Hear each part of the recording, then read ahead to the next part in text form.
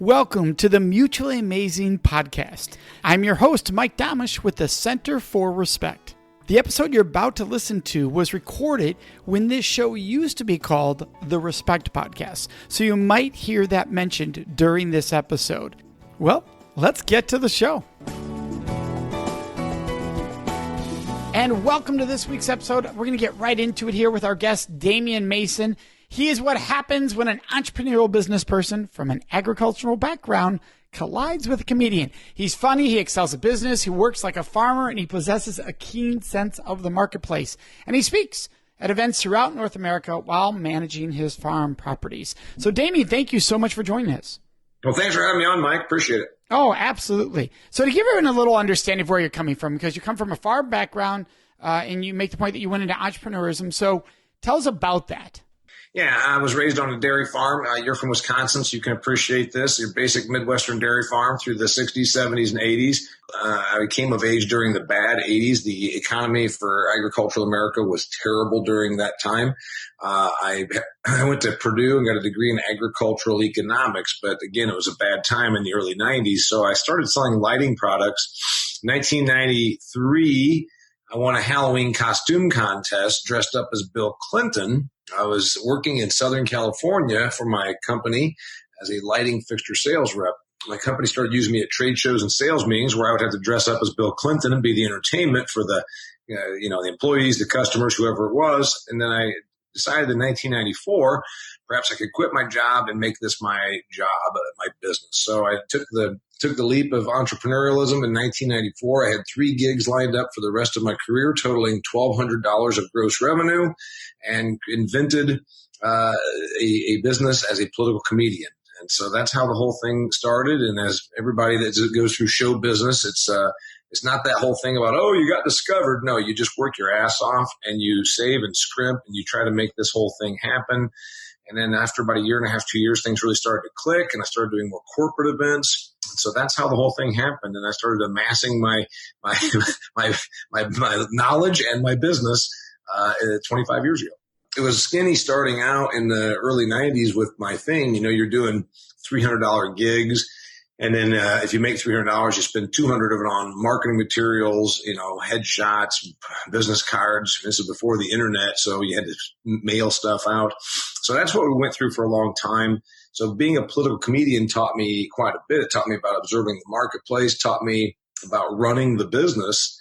And I was always a business-minded guy. I point out in my book that one of my friends gave me a great compliment back in my early days. He said, I've seen your act a bunch. He said, you're about a B act, but you're like an A at your desk of running this business and making this thing happen. And, I'll take that. I think you can be a B+ product if you have an A at your business acumen and you treat the customer right, you sell, you market, you invest in your business, and you keep making yourself better. I think that's really important.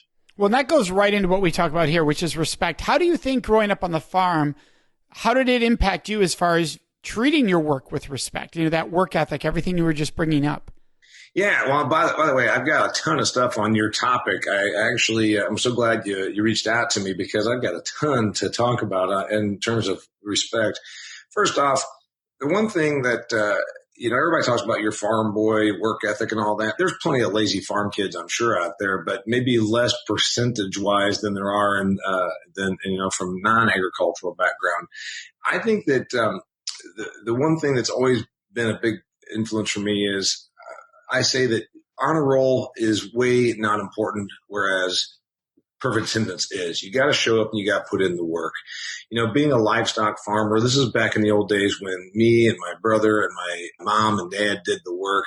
We didn't have a lot of hired laborers and all that sort of thing.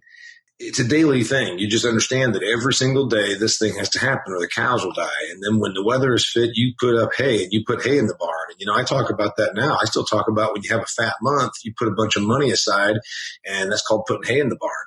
And there's a reason that you get ahead, and that's because you save, you invest, you live below your means, and you put the work in every day. So, yeah, when you said giving work the respect that it deserves, you don't have to be the brightest bulb in the ceiling. If you're responsible, take a little bit of risk and put some hay in the barn, you're going to be successful. And you went right out of the farm. At first, you went to a factory job, and maybe that's the place you were referring to earlier.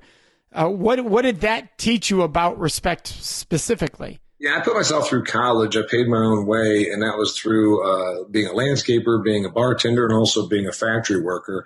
And that's back in the industrial Midwest when we still had a lot of factories around here. One thing that you learn when you work the night shift at the ceiling tile factory, you work with people that maybe didn't get out of eighth grade. And there's some ex-convicts, and there's some people that have been through, they've been through the ringer. The wrongest thing you can do is be an arrogant little prick and talk down to those people because you're a 19-year-old college kid and you think you're smart. I never had that because I was a blue-collar kid, farm boy. My dad worked nights on the railroad. So I was always around a blue-collar element. All my friends growing up and on the wrestling team with me were blue-collar kids. So I've always had a respect for that. I find it really interesting, the sort of country club set that's fourth and fifth generation away from where the money was actually earned and how little regard they have for what it takes to be a blue collar person and what you do to get ahead. So I think the respect that I had for those people was really, really a helpful thing for me to get along. You're a 19-year-old kid working alongside some pretty hardened people, but you don't talk to those people in a disrespectful manner. So that's an important thing about being a blue collar kid. I've always respected anybody that shows up and does the job deserves a dose of dignity.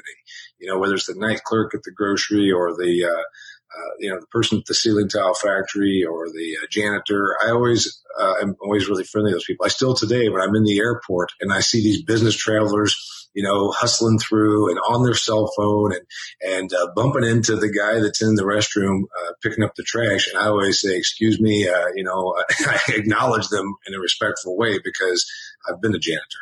Absolutely. And you probably got to see in those moments, you said there were people that were criminals and all, that a lot of times how we perceive people like, oh, that's a criminal, that could be an incredibly wonderful person who made a bad choice. And treating them with respect and dignity, you get to see, wow, I'm not that far away from the possibility of me being in that situation in life. Like anybody could get there depending on the circumstances, potentially. Did you find that to be true, or was it like, people have these stereotypes, oh, that's a criminal, and you just stayed away? Oh, I don't know. I mean, you're in there, you're working 12-hour nights with these people in a dusty, dirty, loud place that's 110 degrees. So I noticed that they always had a certain amount of respect for me. They didn't think that the kid that got coddled and favored that was the boss's kid had a harder time than the kid like me that was over there busting his tail. And so I guess that's the important part, is there was some mutual respect in that. Yeah, absolutely. And so now you're in the factory, age 25. You've started doing the comedy. I graduated with my degree in agricultural economics, and I did not really use it in that regard back then. I started selling lighting products, and I quit my job when I was 25. So I'm in my 25th. I'm about to start my 26th year of this. Created the business as a political comedian way back when, and I don't do that at all anymore. Okay, so you don't do which part anymore? Political comedy. That's a distant past. All right. So let's go there, though. But you did break out on your own. You mentioned that earlier. And ironically, your own company discovered you, which is hilarious, which provided you the opportunity to break out on your own. What were the lessons you learned in that? You talked about you make 300 and you have to spend 200 to get the next event to make 300. So what were lessons that you learned along the way that also brought a respect level for you about certain aspects of life or business? Yeah, well, that's an interesting part, because when I was preparing for this interview with you, I was thinking through this. And, with a background in comedy, one thing that is really apparent is that it's a profession that doesn't get the respect it deserves from anybody. If I went to a party, and let's say I was at a mixed company event or whatever, there's 50 people there. Oh, okay, Joe over here is a plumber, and Bob over here is a carpet layer, and then Cindy over here, she owns a fast food restaurant. If they come around to me, and then if I were to say I'm a comedian, and again, I'm not anymore. I want to make sure the distinction is I'm not anymore, but I have been. And it's interesting, the level of respect, and these people don't think they're being disrespectful. They say, oh my God, you're a comedian, say something funny, do something funny, say something funny, say something funny. And you don't do that to somebody that says, I own 3 Arby's franchises, or, hey, I have a carpet laying business. It is tremendously disrespectful that this profession, and if you are good and you are making a living and creating a business out of it, you are doing something right. There are, the old thing about, there are hundreds of people that, show up every night across America and do open mic nights to try and be in comedy. If you create this business, you create this livelihood, you create this product, and you're doing it, and then you show up, and then these people in mixed company act like you should just be giving that away. It's a tremendously disrespected business and profession. Well, and that's always interesting. And some people hear that and go, well, how? And I know because of fortunately being around enough people that similar line of work as yours, but a lot of people don't understand. They're like, what do you mean it's disrespectful? Like, you're an entertainer, so I actually love what you do, so I want to see you do it. So can you explain to people why that feels disrespectful? Okay, let's just say there's the professional football player. You say, hey, you know what? Go out for a pass. Go out for a pass. Go out for a pass. Hey, what the hell? I'm a professional football player at a cocktail party. No, I'm not going to go out for a pass. That's what you're asking them to do. Oh, you have an asphalt business? Hey, run over here and start fixing the parking lot. No, I'm not here to fix the parking lot. I came to your kid's graduation party. So they're asking you to do what you do. And you can say, oh, well, they're just having fun. I'm like, all right, great. It's also disrespectful. But there's a bigger part of it that nobody thinks that it's an actual job or business. And again, I was making hundreds of thousands of dollars when this thing took off per year doing these really big gigs all over the place. And people might respect that you had this thing, but they still didn't really treat it right. I was just telling my friend last night about this. You would walk off stage after I'm at some conference and I've rocked this room. Let's say it's a bunch of Midas Muffler managers or whatever. You're at this gig somewhere in Kansas City or Las Vegas or Orlando or wherever it is. And you just rocked the room. And then, Mike, while you're standing there after your program, because I always did a thing where I did some photo ops and whatnot afterwards, there'd be no less than a half dozen people walk up and say, hey, you were really funny. That's a really good show. You know what? You're actually smart. So you answer me. Does that sound like a respectful thing to say? Hey, I really appreciate you coming fixing my furnace. You know what strikes me? You're actually smart. Nobody would say that to their accountant or to the person that fixes their furnace or brings them their dinner, but they fully thought that it was something you could just do just to say, hey, that's a good act, but you're actually smart. Like somehow it surprised them. Yeah, I think what happens is they think that where they lack the understanding is what you said earlier, this is a business, is that it takes work to be funny on stage. And they think comedians are naturally funny. So to say be funny to them is like, that's just you speaking, right? Just say it. It's natural. They don't realize how many hours and hours and hours and days and months, years sometimes can go into a single bit of comedy that somebody does on stage. Of course, you probably are naturally funny. I make points to this all the time. I've got friends that are still in comedy. I've got friends that teach comedy. And I always say, if you're going to teach comedy, maybe you should also give them a class on how to be tall. Because being funny is like being tall. You either are or you are not, and it's going to be evident by the time you're an adult. That being said, I could teach a funny person to be funnier. I can't teach a librarian to be funny to begin with. But yeah, the idea that it somehow is not work, that's still not even the point. What about the naturally big, gifted athlete, fast kid that then you act like he should just be like running around and doing sporting events for your entertainment. So it's a disrespect to the industry. It's a disrespect to the person. And somehow it's always so accepted. And like you said, along the lines of respect, Mike, if it happens that you're at some event and you just happen to be saying some funny stuff, then people think that you're always on. And that's another issue of respect about the business. They'd say things like, oh God, he's just over there doing his act.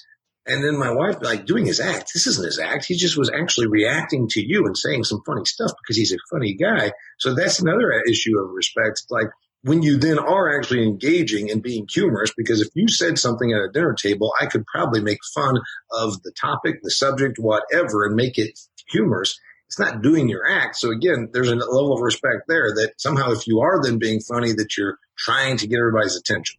There's a reason comedians become jaded, by the way. Right. And you mentioned there a few times that, you don't do political comedy anymore. So for all of our listeners, what are you doing now?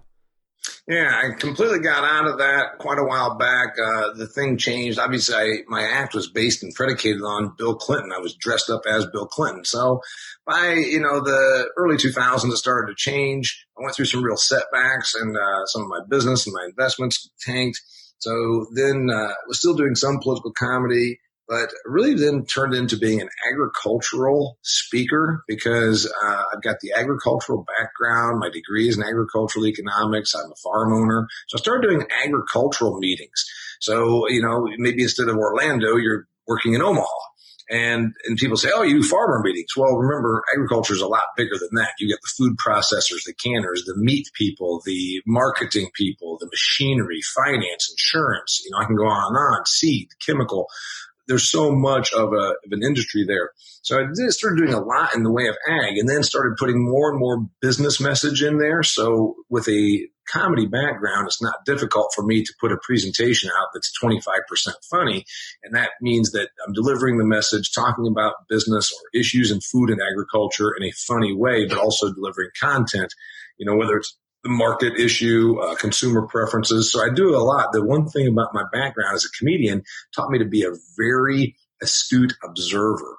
So now I take observations on food businesses, about trends, and then put that together as a package now. And I get up on stage and I talk about issues in business. So I have a couple programs. I have one that's more agricultural, and then I have another one that's not agricultural at all. It's just for business people about business and reinvention. And that's, in fact, I've got a book out now that just came out last month called Do Business Better to support that. And you've now had decades of experience on stage. What has it taught you about respect, just being on stage and sharing from the stage? Yeah, 25 years and probably a couple thousand audiences. And it's still something I enjoy.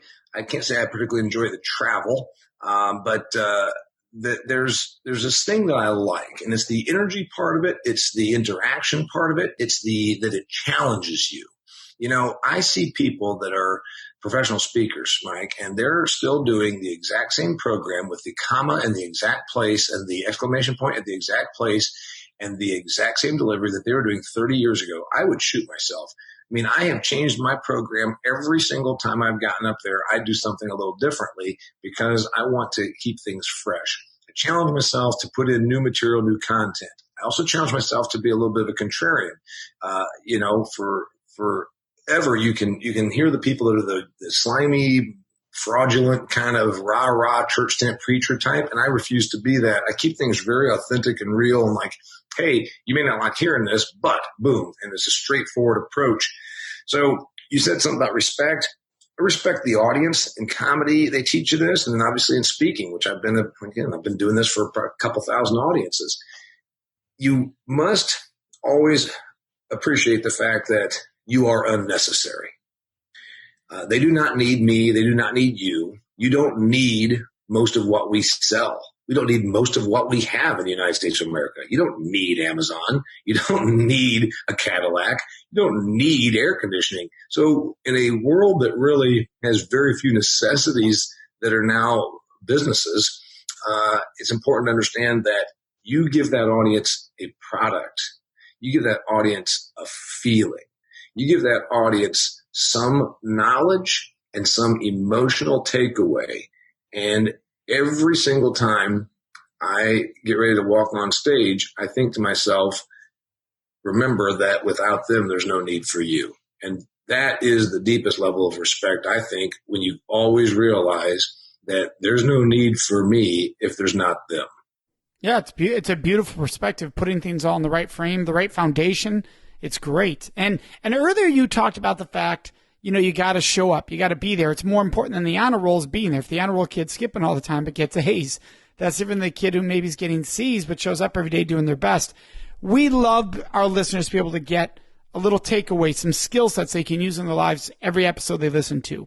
What do you think it takes to be successful that people can listen and go, hey, I want to add that to my life, or I want that to be more consistent in my life? Yeah, it's about habits. It's really just about habits. Habits, when you think about it, Mike, you talked about respect. That's the whole theme of your podcast. And I think that's fantastic. Well, you said respect the work. You've got to give respect to the work. You've got to respect people who do the work.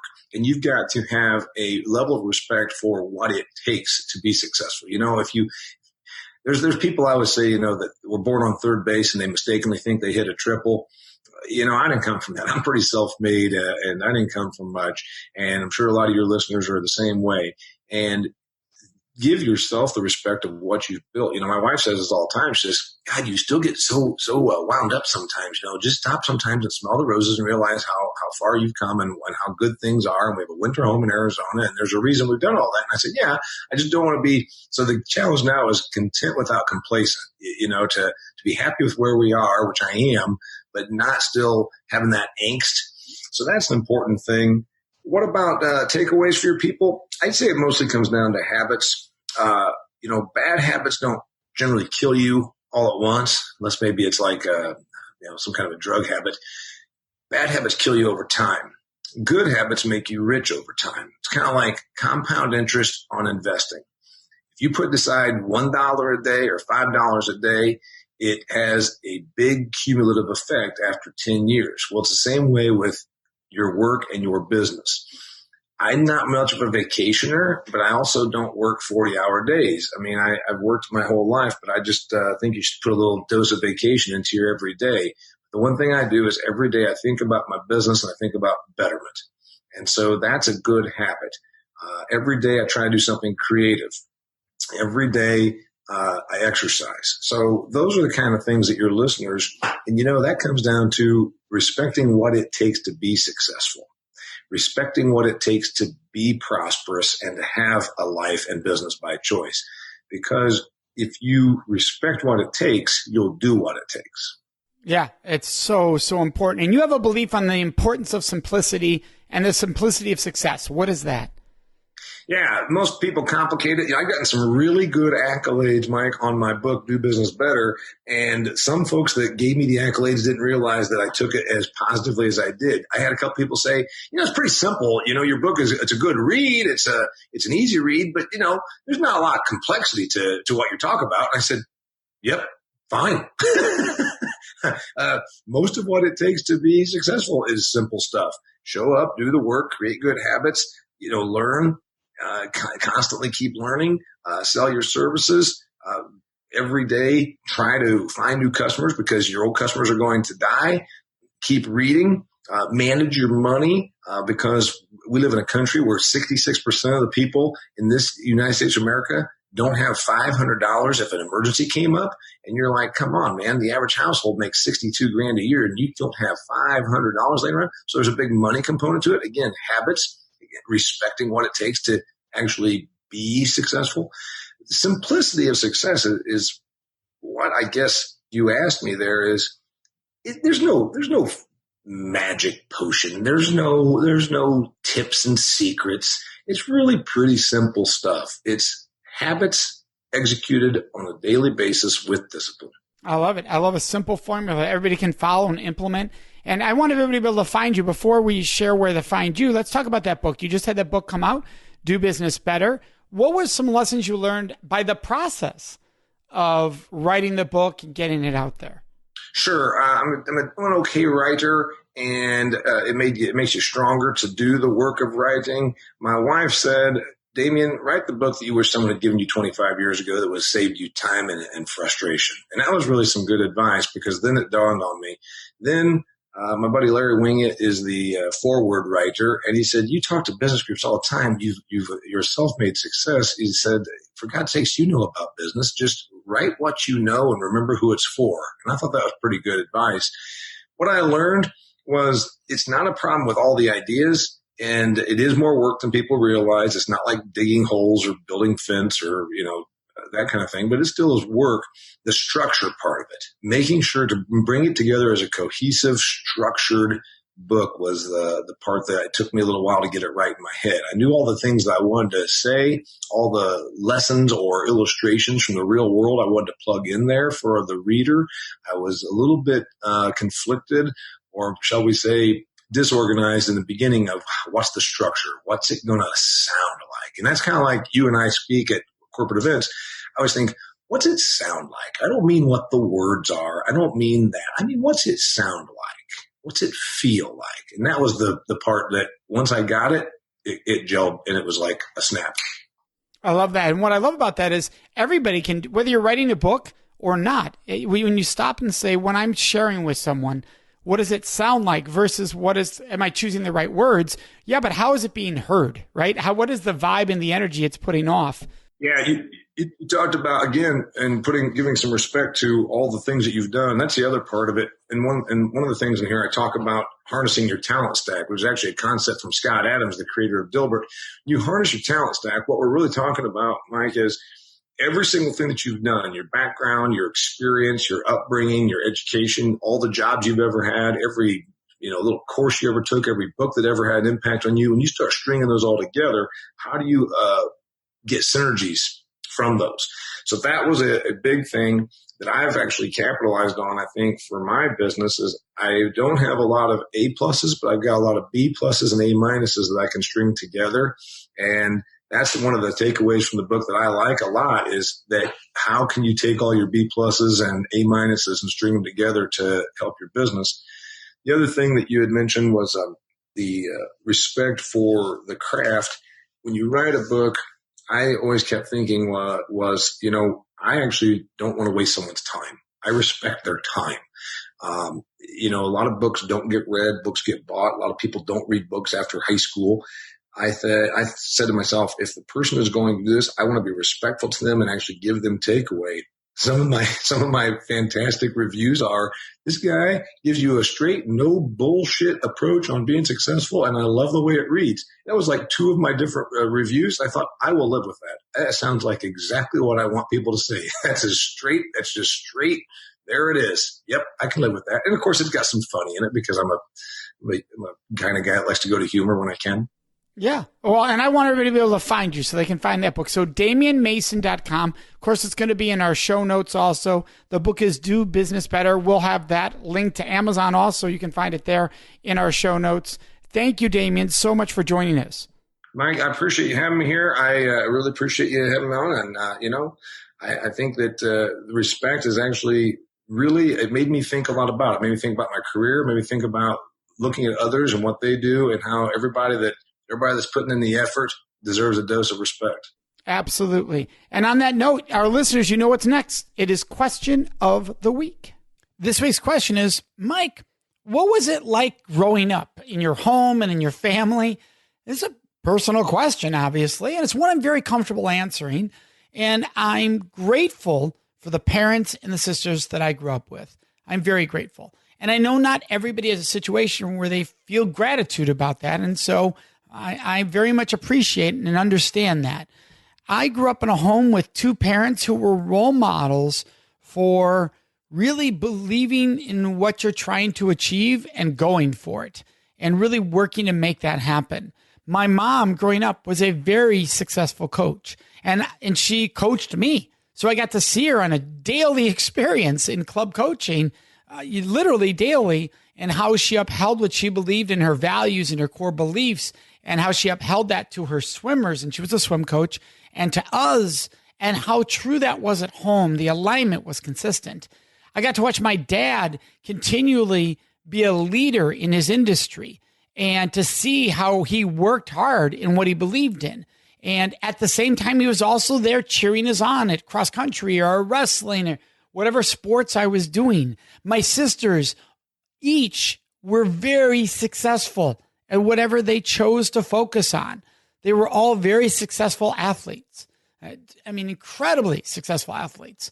And so to watch that set a standard of excellence, right? And so it put down a foundation of working hard for what you believe in and creating that work ethic. And here's, if you do work hard, here's what can happen. And by the way, it doesn't mean that I worked that hard at the same age as they did at the same things. I wasn't the committed athlete they were. No way. Later in life, when I found my passion and my commitment, though, there it aligned and it showed. And I had a foundation from growing up that naturally just kicked in at that moment. I'm so grateful for that. And I'm so grateful that I was allowed to be me in my home. I was allowed to be goofy and silly and hyper and energetic and supported along that process. If I wanted to do theater, I did theater. If I wanted to do whatever interest I had. I once auditioned for a TV show called, it was a lip sync TV show back in the 80s to a song, Punk Polka, that a lot of parents have probably been looking at their kids like, what are you doing? And my parents like, okay. So incredibly supportive, of which I'm very grateful for. We'd love to hear your questions, your thoughts, and your ideas. And the best place to leave those with us is on our Facebook page at facebook.com/Mutually Amazing Podcast. Of course, you can always contact us on our website at mutuallyamazingpodcast.com. Remember to subscribe to this show so you automatically get it every week. And if you could, take one moment to leave a review. That really helps other people find the show, which we are greatly appreciative of. So thank you so much for joining us. May you make today and every day a life full of mutually amazing relationships.